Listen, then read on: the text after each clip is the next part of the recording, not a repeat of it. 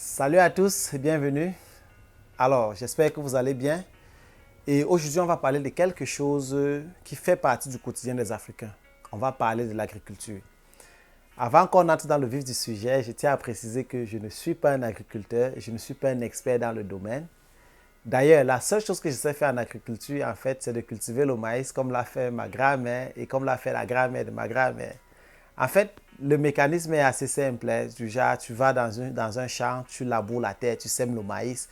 Après 2 mois, tu viens le sacler. Au bout de 4 ou 5 mois, tu vas faire la récolte. Donc, un mécanisme vraiment traditionnel et archaïque et qui ne nécessite pas une expertise ou une compétence particulière. D'ailleurs, le but de la vidéo, ce n'est pas d'apprendre qui que ce soit comment on cultive ou quoi que ce soit ici, non. Le but de la vidéo est tout simplement en fait de parler du mécanisme ou alors du business model derrière les produits agricoles. Et aujourd'hui, on va s'attarder sur quelque chose de particulier, c'est de la tomate. Si vous avez regardé l'activité économique au Cameroun ces dernières semaines ou ces derniers mois, vous vous êtes certainement rendu compte en fait que les producteurs de tomates font face à une chute drastique du prix de leurs produits sur le marché. Donc, les tomates qui se vendaient il y a quelque temps à 15 ou 10 000 francs sur le marché se vendent désormais à 2 000 voire 1 000 francs CFA. Donc, tu te rends compte que les pertes sont énormes et par conséquent, il faut bien qu'on marque un temps d'arrêt et qu'on en parle. Donc, je vous invite à rester jusqu'à la fin de la vidéo. Comme ça, je vais partager avec vous mon point de vue par rapport à cette situation-là.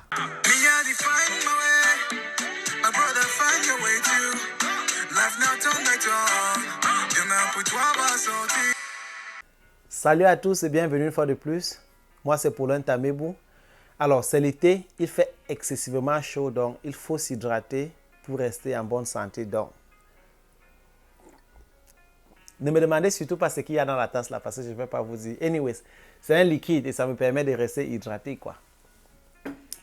Alors, si vous êtes nouveau ici, n'oubliez pas de vous abonner à la chaîne, vous likez la vidéo, vous la partagez, pourquoi pas avec les personnes autour de vous.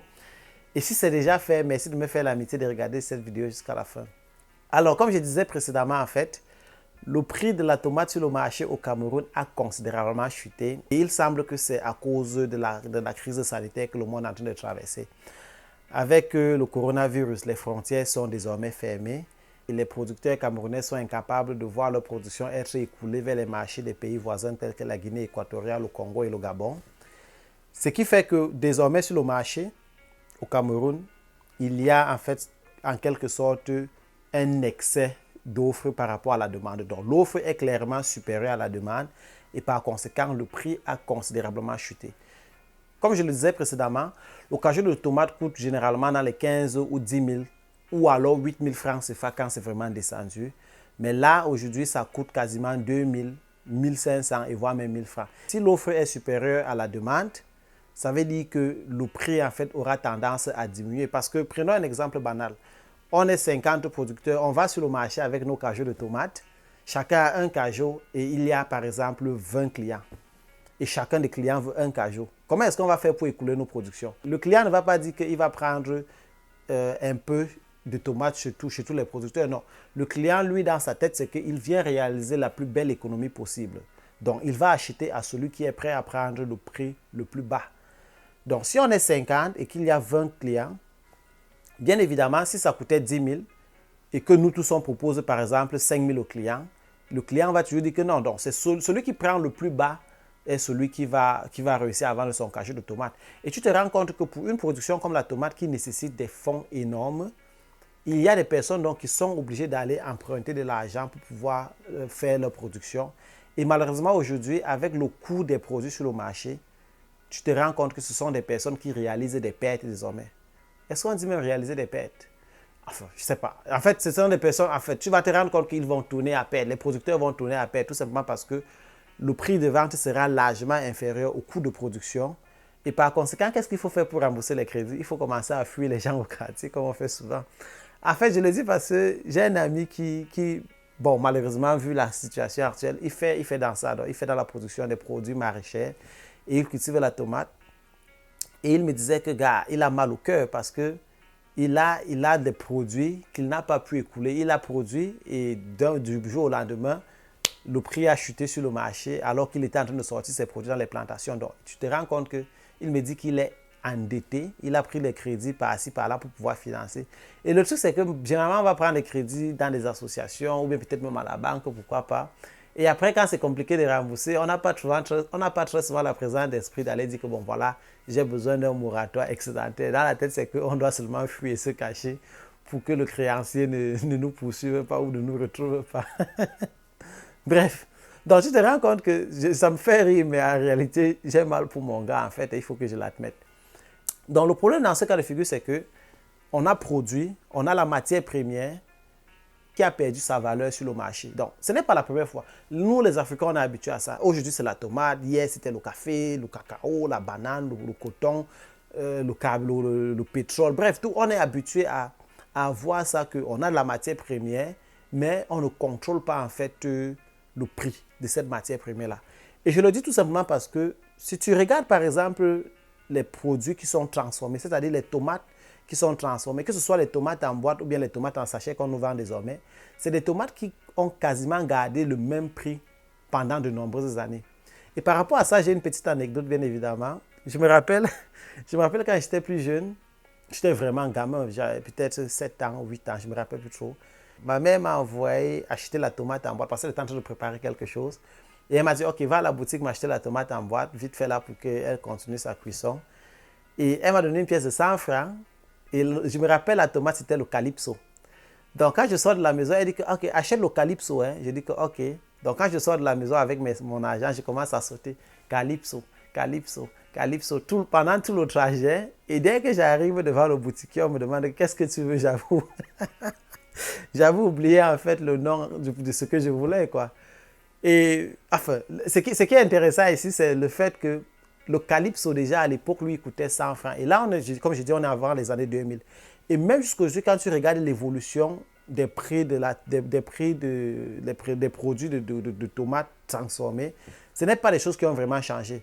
Parce que les tomates en boîte ou les tomates en sachet sont environ dans cette tranche-là, 100 francs CFA.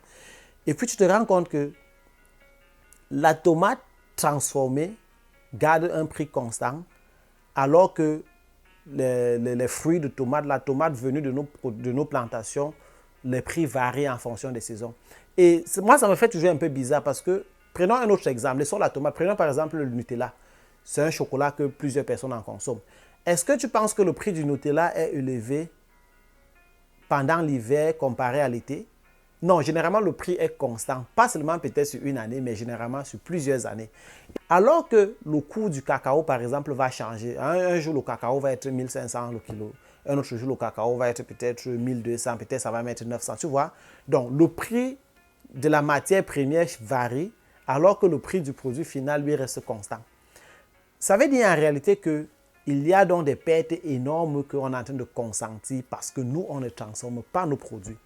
Et si on s'arrête seulement sur le cas de la tomate dont on est en train de parler, je ne pense pas nécessairement que pour transformer la tomate en produit fini, il faut nécessairement une grosse industrie.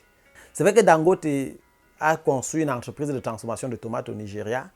Et puis, voilà, l'investissement est quand même colossal, quoi. Mais dans notre cas de figure, en fait, vu que déjà à la base, on a des productions artisanales, pourquoi est-ce qu'on ne peut pas aussi penser à la transformation? Pas de façon artisanale en fait, quoi, tu vois. Mais au moins, c'est déjà avoir la présence d'esprit qu'il faut penser à la transformation.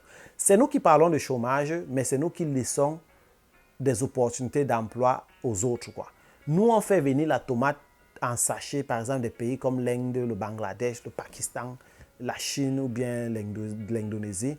Alors que si nous-mêmes on transforme, on crée une mini-industrie de transformation, ça va donner de l'emploi à quelques personnes.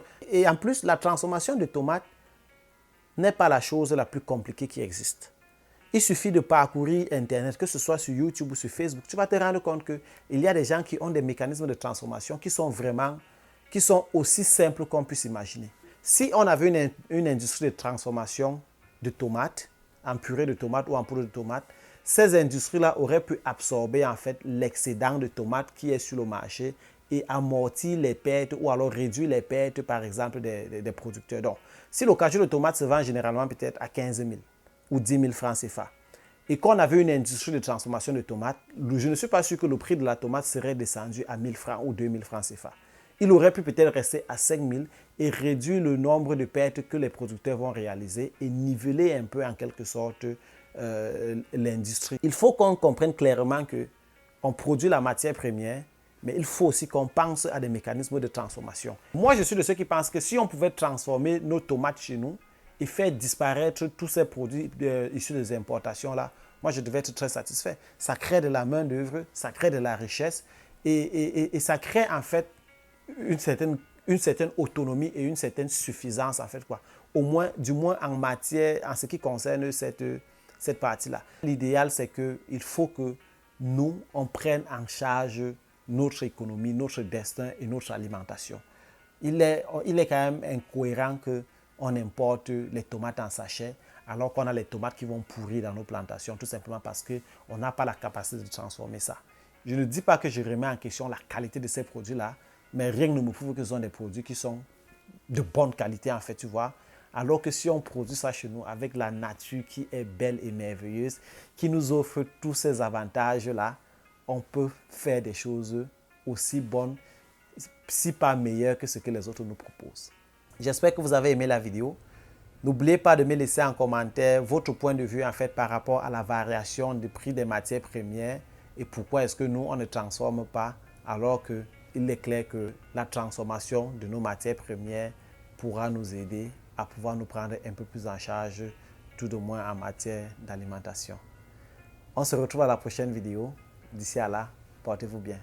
Bonsoir.